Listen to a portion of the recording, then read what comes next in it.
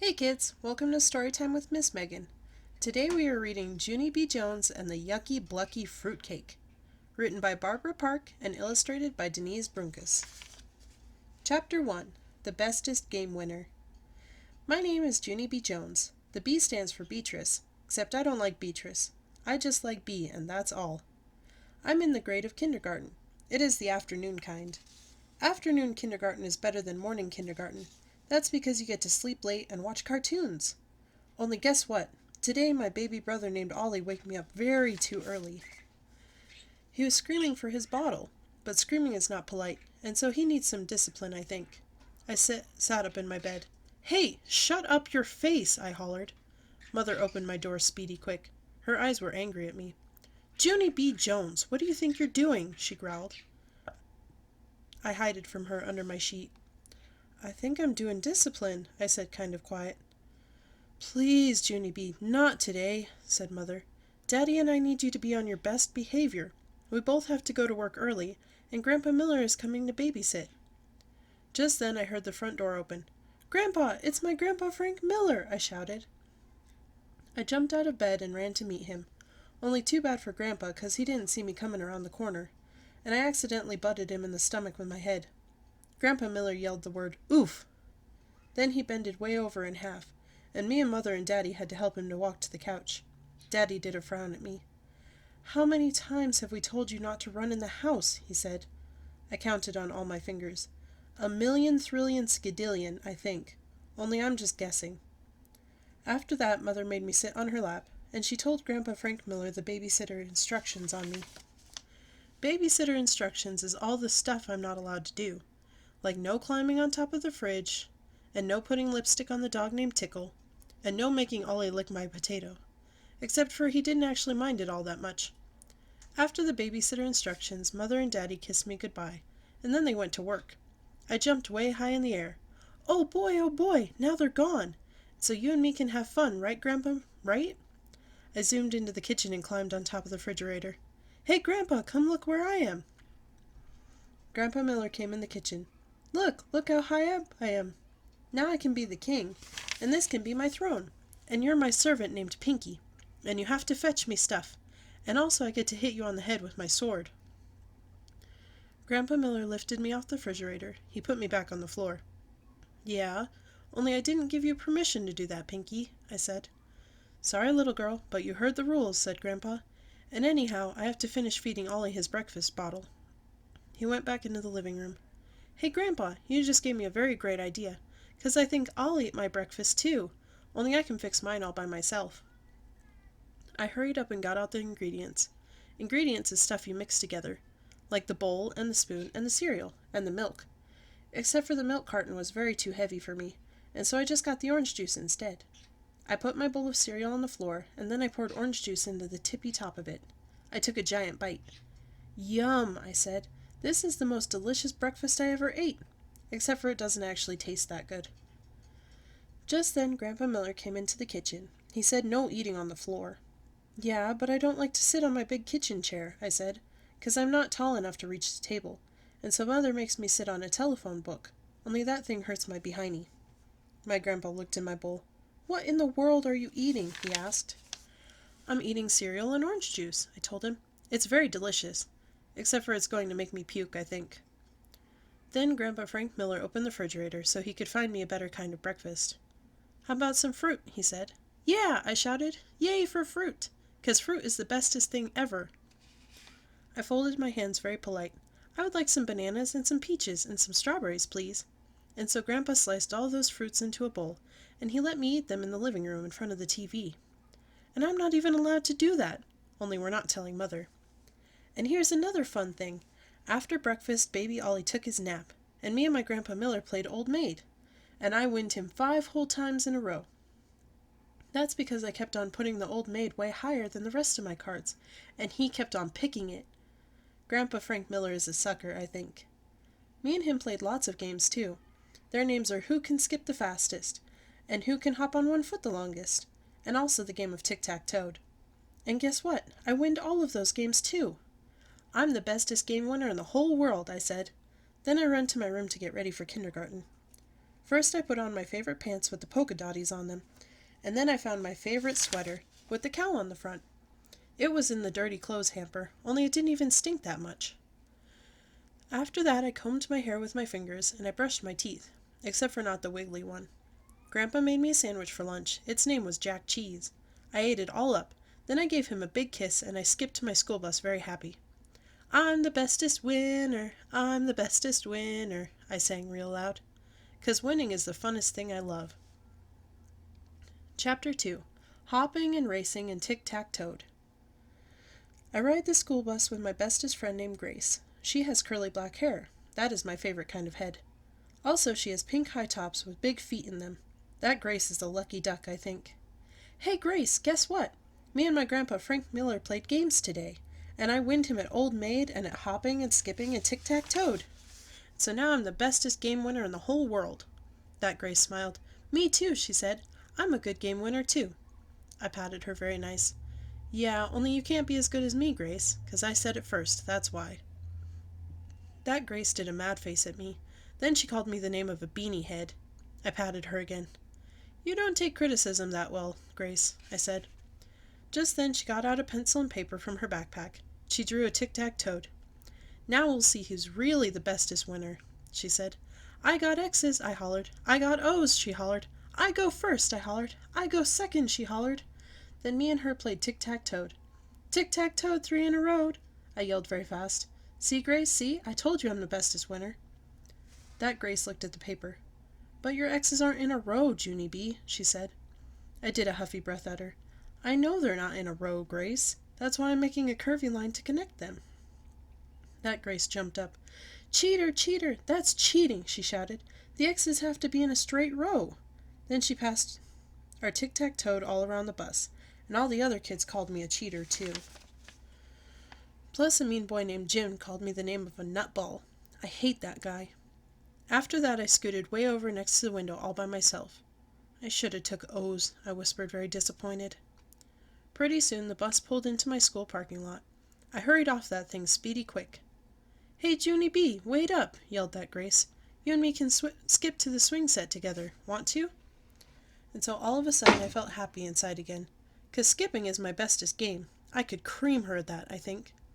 Hey, Grace, I hollered. You and me can have a skipping race. The first one of the swings is the winner. I took a big breath.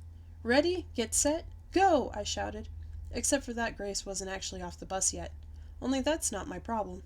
I skipped as fast as a speeding rocket. I'm winning, I shouted, very thrilled. But just then that Grace skipped right past me.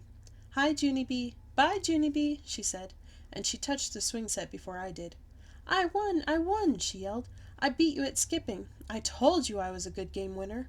I stamped my foot at her. No, you are not a good game winner, Grace, I said, 'cause your feet are way gianter than mine, and also you have pink high tops, so this race was not fair and square. That Grace stuck her tongue out at me. That is not attractive of you, madam, I said. Then I turned around and saw my other bestest friend named Lucille. I run to her speedy quick. Hey, Lucille, it's me. It's your bestest friend, Junie B. Jones. Let's not play with that Grace, okay? Let's just play by ourselves, 'cause you and me can have a hopping contest, and we can see who's the bestest hopper. Lucille fluffed her lacy dress. Okay, but I'm not allowed to get all sweaty, and also I must be careful of my fingernails. She showed them to me. See, the manicure lady painted them apricot ice. See how beauteous they are? Yeah, whatever, I said, not looking. I took a giant breath. Ready, get set, go, I shouted. Then me and Lucille started hopping on one foot. We hopped and hopped and hopped. Only it wasn't as fun as hopping with Grandpa Miller, on account of Lucille didn't get tired and fall over. Look, Junie B, she said very squeally. Look how bouncy I am. This is fun, isn't it? I wiped my sweating head. Yeah, only it'd be funner if you fell over now, Lucille, 'cause I just had a skipping contest with that Grace and I'm a little pooped here. Look, Junie B, she said again. Look at how my fluffy skirt bounces over my head when I hop way high. My face felt hottish and reddish. I can see your underpants, Lucille, I told her. Only that dumb Lucille didn't even care if I could see her underpants. She just kept on hopping and hopping. Finally I got tired and fell over.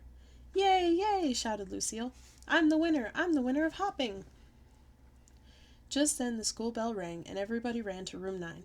Except for not me. I walked very slow, all by myself. Mrs. was standing outside room 9. Miss is the name of my teacher. She has another name too, but I just like Mrs., and that's all. She smiled at me.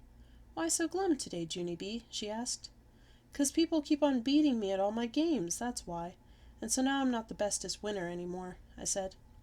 Then I went to my seat and I put my head on my table. On account of glum is when the happy is gone right out of you. Chapter 3. All about carnivals. Mrs. took attendance. Attendance is where you say the word here. Only I didn't feel like saying it, so I just raised my hand very flimsy. "Are you feeling all right, Junie B?" Mrs. asked. "She's okay," said Lucille. "She's just mad because I beat her at hopping." "Yeah, only I already explained that to you, madam," I shouted at Lucille's face. Mrs. clapped her loud hands at me. "Junie B. Jones, that will be enough of that," she said. I put my head on the table again. "This day is a bummer," I whispered to myself. Mrs. stood up at her desk. "Boys and girls, may I have your attention, please? I would like to talk to you about a special night coming up at school on Friday. It's called Carnival Night. Does anyone know what a carnival is?" I do," said that Jim I hate. "A carnival is like what they have at the state fair every year. There are lots of rides there, like the Ferris wheel and the tilt-a-whirl and the bumper cars." "Yeah, and there's a shooting gallery with fake ducks," said Jamal Hall. "And there's cotton candy that rots your teeth by eating big black holes in your protective tooth enamel," said a boy I love named Ricardo. Ricardo's mother is a dentist, I think. After that, a crybaby boy named William stood up very shy, and he said one time he rode the scary roller coaster, and he didn't even cry that much, except for he accidentally threw up his chili dog. Then Polly Allen Puffer told about carnival food that he threw up too, like a candy apple, and caramel popcorn, and a rubber band. Except for that is not food, that is office supplies. I raised my hand. "Carnivals are rip-offs," I said, "'cause one time my daddy kept on trying to knock over 3 bottles with a ball, but even when he hit them they wouldn't fall down. So then he and Mother had to call the cops. And also Eyewitness News at 6 and 10. Mrs. laughed out loud. "Yeah, only that is not a laughing matter," I told her. She stopped smiling. "No, of course it isn't," she said. "But I promise that's nothing like what will happen at our school's carnival tonight, Junie B. All the games are going to be run by the parents and teachers, and there will be hundreds of prizes to win." I sat up a little bit straighter. "Hundreds?" I said. "Hundreds," she said. "Yeah, only I don't even know how to win them," I said. And so Mrs. got out a piece of paper that told all about the carnival games. "Well, let's see," she said. "It says there will be a fishing booth, a penny toss, a moonwalk tent, a putting green, clothespins in the bottle, a basketball shoot, a ring toss, and a booth where you can throw wet sponges at a principal's face." Just then room 9 started laughing very much, 'cause throwing sponges at principal is a dream come true, that's why. Mrs. kept on reading. "It also says that Mrs. Hall, the art teacher, will be painting faces in the art room. And in our very own room 9 there's going to be a cake walk." I jumped right out of my chair. "Hey, guess what? Walking on cake is the funnest thing I love. 'Cause one time at a picnic I stepped on my grandpa's Little Debbie's snack cake with bare feet, and the creamy filling was very squishing between my toes." "Goonie!" shouted that Jim I hate. "You Goonie Bird Jones! You don't walk on cake. A cakewalk is a game where you win a cake. Right, teacher? Right?"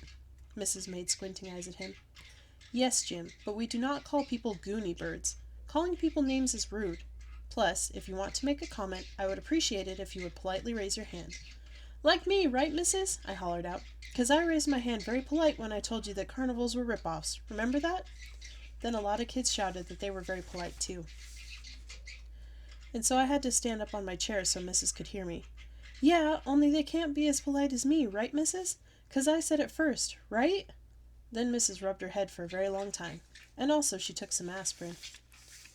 Chapter 4. Very Practicing. After school I run all the way home from my bus stop. That's because Grandma Miller babysits me in the afternoon, and I wanted to tell her about Carnival Night. "Hey, Grandma Miller, it's me! It's Junie B. Jones, your grandgirl! I've got some important news for you. There's going to be a carnival at my school, and I can win 100 prizes at that thing." Grandma Miller hurried out of the baby Ollie's room. She looked grumpy at me. "Shh, Junie B., not so loud. I just put the baby down for his nap."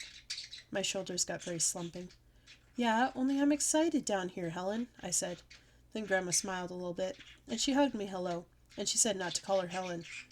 "Yeah, only I didn't even tell you the bestest part yet," I said. because Mrs. read me the kind of games they're going to play, and so now I can practice them at home, and I will be the bestest game winner of anyone. I hurried to the laundry room to get the clothespins. They're going to have a game where you drop clothespins in a bottle, I hollered to Grandma, except for I can't find a bottle in this whole big laundry room, so I'm just going to drop these clothespins in a bucket, because that will give me the feel of it, I think. I got the bucket away from the mop, and then I dropped all of my clothespins right in that thing. Hey, Grandma, I did it! I did it! I dropped every single clothespin in this big bucket, and I didn't even miss one of them. I'm a breeze at this game. I ran back to her. Now I need some pennies to practice the penny toss, I told her. And so Grandma Miller gave me all of her pennies, and I ran back and threw those guys in the bucket too. And here's another fun thing. When Mother came home from work, she showed me how to putt with a real actual golf club. Only no golf balls in the house, so I just putted a grapefruit, and also a dinner roll. And guess what? That night at dinner, I didn't even growl about sitting on the telephone book, because everything was going my way. That's why. After we ate, Mother and Daddy cleaned up the dishes together. They weren't even paying attention to me. That's how come I sneaked into the bathroom to practice another game. Its name is throwing sponges at Principal. First, I got the sponge from under the sink. Then I made it soaky wet with water. Ready, aim, fire, I said. Then I throwed my sponge with all my might. It splashed right in the middle of the toilet pot. Bullseye! I made a bullseye! I hollered real excited.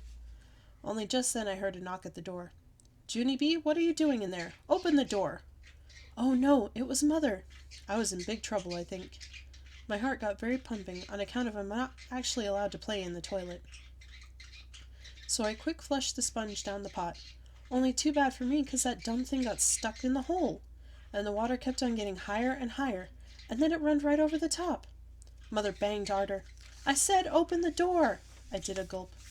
Yeah, only it's a little bit splashy in here right now, I explained kind of quiet. Mother unlocked the door with a key. I smiled very pleasant. Hello, how are you today? I said. Mother hollered the name of Robert. Robert is my daddy, except for sometimes he is Bob. He came running in there. Well, good night, folks, I said. Then I tried to sneak right out of there, but Mother held on to my skirt, and so even when I kept on walking, I kept on staying. She then made me help her and Daddy dry up the water with towels. After that I had to take a bath, only I don't know why, 'cause I was already wet from the toilet. After my bath, Mother tucked me into bed, and me and her had a little talk. Look, Junie B., Daddy and I know you're excited about the carnival, she said, and we also know you're having fun practicing the games, but you're worrying too much about winning. Nobody can win all of the time, right? Right, she said. Right, I said. And besides, the fun of a school carnival isn't whether you win or lose, she said. The fun of the school carnival is just playing the games in the first place. Right, she said. Right, I said. So we'll go to the carnival night on Friday, and we'll have a great time. And we won't worry if we don't win any prizes at all. Right, she said. Right, I said. Mother kissed me goodnight. See you in the morning, she said. Right, I said. After she closed my door, I waited for her feet to walk away. Then I quick took out my flashlight from under my pillow. I shined it all around my room. First I shined it in my dresser. Then I shined it on my toy box. Then I shined it on the brand new bookshelf Daddy made me. I smiled and smiled. That's where I'm going to put them, I whispered to just myself. That's where I'm going to put my 100 prizes. Chapter 5. Stupid Dumb Carnival Games. Carnival night was Friday after dinner. Daddy drove me and Mother there in the car, only not Baby Ollie, 'cause he was a fuss bucket, that's why. I unbuckled my seatbelt and looked out the window. Hey, I said, look at all the lights on the playground. It looks like a real alive carnival out there. I looked harder. And guess what else? There are clowns at this place. Only don't let them get near me, okay? 'Cause clowns are not normal, I think. Hey, there's my bestest friend named Lucille, I yelled. I hurried up out of the car. Lucille, hey, Lucille, look, it's me. It's Junie B. Jones. I'm at carnival night. Me and Lucille runned at each other. She had red hearts painted on her face. Look at me, Junie B. Look how beauteous I am, she said. I just got my face painted by Miss Hall, the art teacher. She puckered her lips at me. And see my lips? My Nana put red lipstick on them so they would match my hearts. Lucille's lips were shiny and slickish. I tried to touch the bottom one, but Lucille said, Don't smudge me. Just then Mother and Daddy caught up with me. Daddy had bought tickets for all the carnival games. Ready to get started, he said. Yes, I said, 'cause I've been waiting for this exciting evening my whole entire career. I runned and run till I found my most favorite game. Its name was putting the golf ball. There was a long green carpet there. The carpet had a little hole with a flagpole in it. And also there was a man holding golf clubs. I ran up to him. "Guess what? I'm going to win a prize at this thing," I said, "because I've been practicing my putting very hard." "Good for you," said the man. Then he gave me a golf club, and he put a teeny white ball in front of me. It was the teeniest ball I ever saw. I looked at it for a real long time. Then I tapped on him. "I mostly just putt grapefruit," I explained. The man did a frown. "Hurry up, okay? There are other children waiting," he said. "Yeah, only I can also use the dinner roll," I told him. "Please," he grouched, "just hit the ball." So that's how come I felt pressure inside me, and I swung the golf club way far back, and I hit the teeny ball very hard. It zoomed right off the green carpet. Then it flied in the air, and it bounced and it bounced. And people shouted the word of ouch. I quick gave the man back his golf club. Then me and Mother and Daddy rushed out of there very fast. Mother looked upset. "Why don't we try a game where she can't actually kill someone?" she said. "Hey, I know a game where I can't actually kill someone," I shouted, "and its name is Clothespins in a Bottle." I run and run till I found it. "Clothespins, please," I said to the lady. She gave me 5 of them. Then she told me all the instructions. "Just hold the clothespins at waist level and drop them one at a time into this milk bottle," she said. She put an empty milk bottle down at my feet. It had a little hole at the top where milk pours out. "Drop 2 clothespins in the bottle and you win a prize," she said. I stared and stared at the little hole. "How come that hole is so little, do you think?" I asked the lady. "I don't know," she said. "Just go ahead and start." I scratched my head. "Yeah, only I don't even know how cows can squirt their milk into such a teeny thing," I said. The lady tapped her foot. "There are other children waiting," she told me. I looked up at her. "Have you ever thought about using a bucket?" I asked. "Just go," she grouched. So then I felt pressure inside me again, and I hurried to drop my clothespins into the teeny hole. Only every single one of them fell right on the floor. My eyes got tears in them. "See," I said, "I told you that dumb hole was too little." Just then a clown saw me being sad, and he grinned a giant smile at me. I hid behind Mother's skirt. "Don't let him get near of me," I told her. Only the clown ran right over me, and he peeked his white face close to mine. His teeth were big and yellowish. "Back off, clown," I shouted. Then Daddy closed his eyes, and Mother said the word, "Oh my." After that, me and Mother had a little talk. It was called "No Screaming Back Off, Clown." Only I never heard of that rule before. My nose got sniffly. "Carnival night isn't being fun," I said, very sad. So that's how come Daddy bought me an ice cream cone, and Mother bought me a red balloon. Only too bad for me, because when she handed me the string, my ice cream dropped on the ground, and my balloon string slipped right on my fingers. I bended my head back and watched my balloon float up to the sky. Then my eyes got more tears in them, and I said the word of poop. Chapter 6. Bullseye. Carnival night was being the worstest night of my life. That's because I kept on losing at every single game. I lost at penny toss, and I lost at ring toss, and also I lost at the stupid fishing booth. Except all you have to do is hang a fishing pole over the table, and somebody puts a toy on your pole. Only I just got a stupid dumb comb on my pole, that's all. "Hey, what kind of stupid dumb prize is this?" I said. "A stupid dumb comb isn't even a toy, 'cause I can't even play with that stupid dumb thing." Daddy sat me down on a bench. Me and him had another talk. It was called "Stop Saying the Words Stupid and Dumb," and also I have to appreciate my comb. Just then I heard a voice holler at me. "Junie B. Jones! Hey, Junie B. Jones! I've been looking all over the place for you." I turned around. It was my other bestest friend, that Grace. She was holding lots of stuff in her hands. "Look, Junie B., look at all my prizes. I won a shiny plastic car and some pretty barrettes and a delicious red lollipop and 2 rubber bugs and an eraser that looks like a hot dog. See them? See all my good stuff?" "Yeah, so?" I said. That Grace did a frown at me. "How come you said, 'yeah, so?' How come you're grouchy at me, Junie B.? And why are you just sitting here on this bench?" I did a mad breath. "I'm appreciating my comb, that's why. Don't you know anything, Grace?" Just then Daddy walked me away from that Grace, and he said I better shape up, little missy, or else we're going home right now. Mother told Daddy to calm down his blood pressure. "We have 3 tickets left," she said. "Let's all take some deep breaths and start all over again. What do you think, Junie B.? Do you want to try the sponge throw? That sounds like fun, doesn't it?" Then Mother held my hand, and me and her went to find the sponge throw, and Daddy kept on doing breaths. The sponge throw was right in the middle of the playground, and Principal was there. He was standing behind a board with a big clown suit faded painted on the front of it. Only instead of a face, there was a round hole cut in the board, and Principal's head was sticking out of it. His face and hair were very drippity. That's because kids kept on hitting him with the sponges. It looked like the funnest game I ever saw. I hurried up and got in line. Except for just then something very terrible happened, and its name is That Jim I Hate got in line right behind me. "Boo!" he said. "You did not scare me, Jim," I said. "Yes, I did." "No, you did not." "Yes, I did too.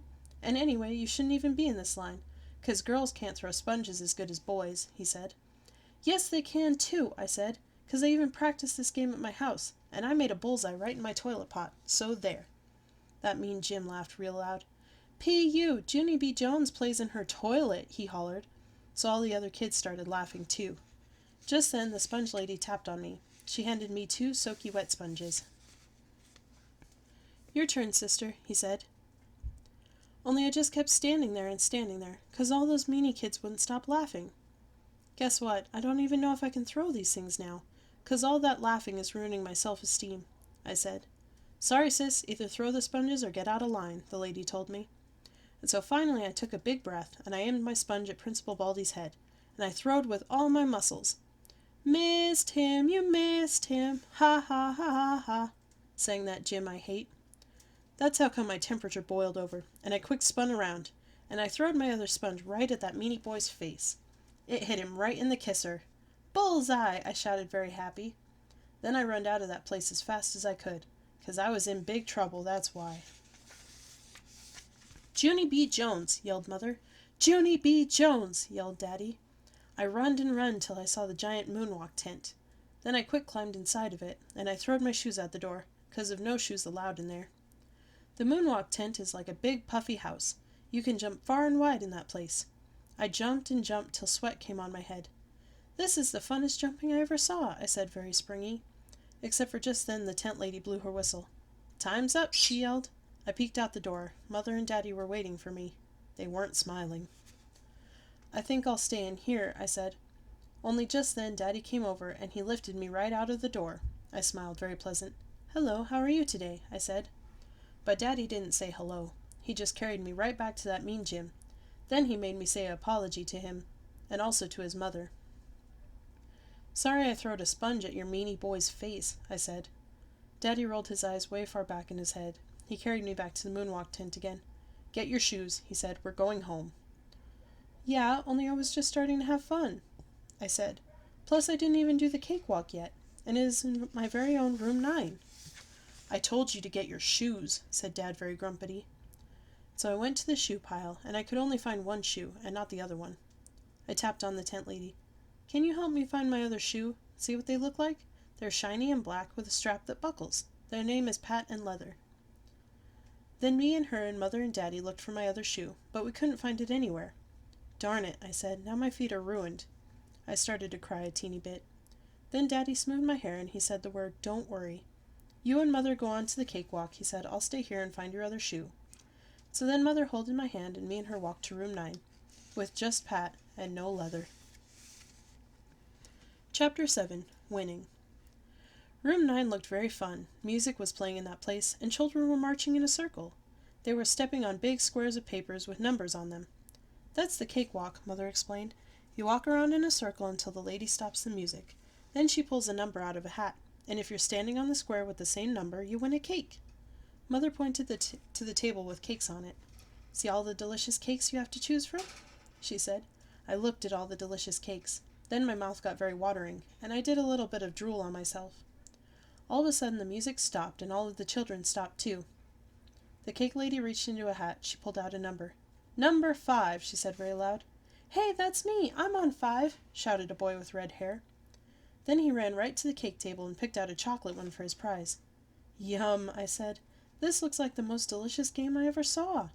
I gave the cake lady my ticket. "Guess what?" I said. "This is my last chance to win a prize. Except for I won a comb, and also I got to throw a sponge at a kid I hate.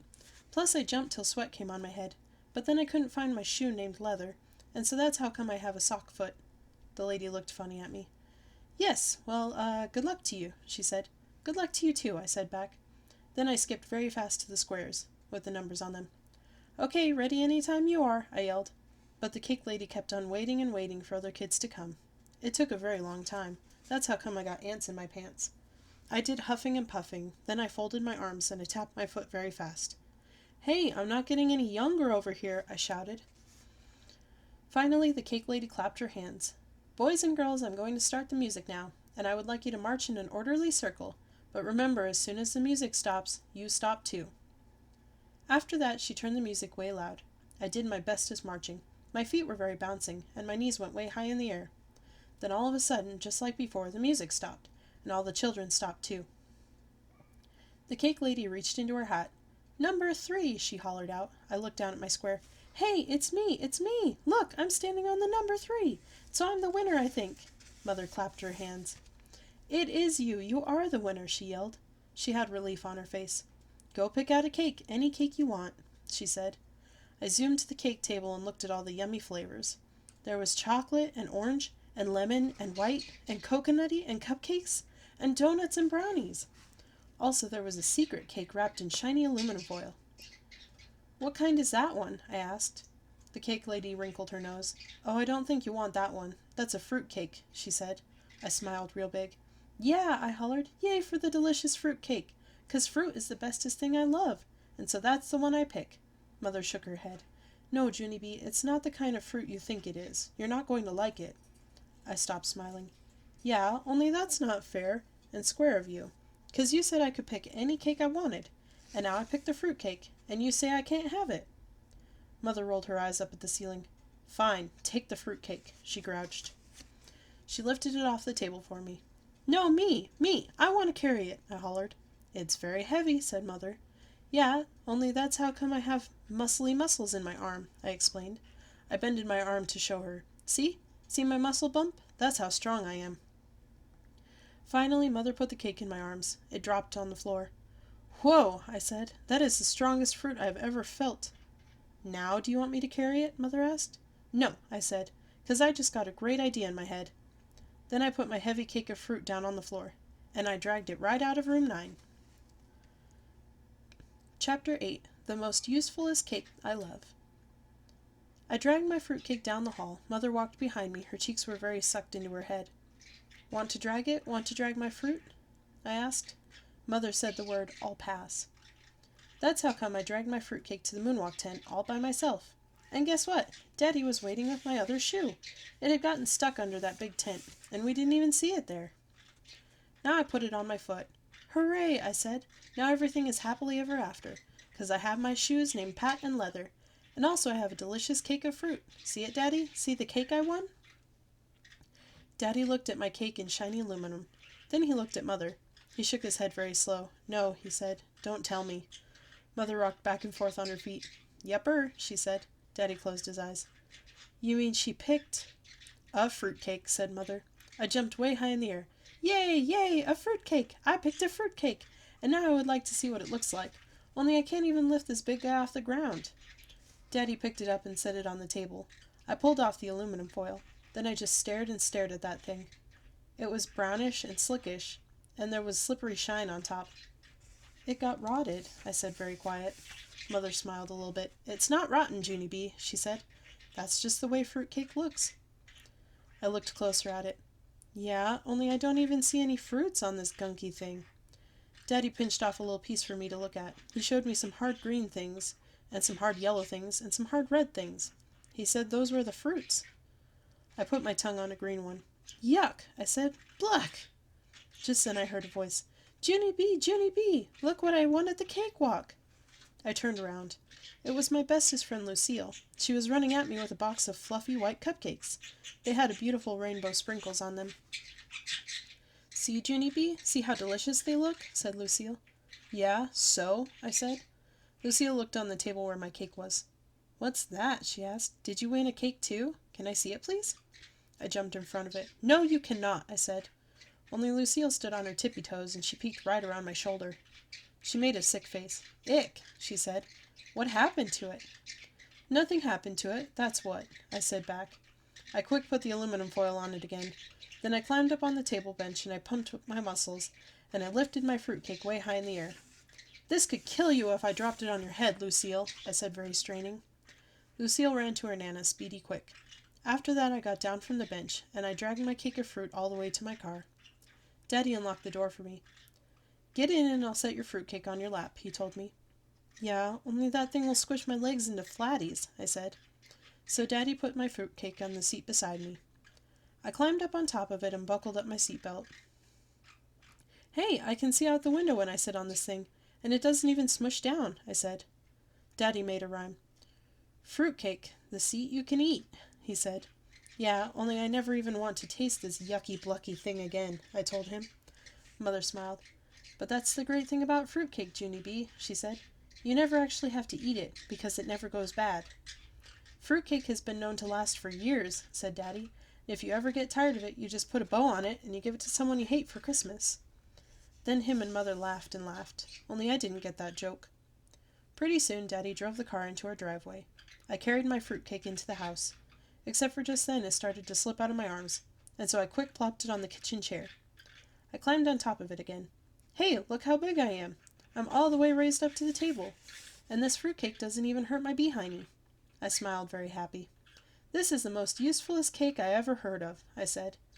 After that, Daddy carried my fruitcake into the room for me. He put it on my shelf.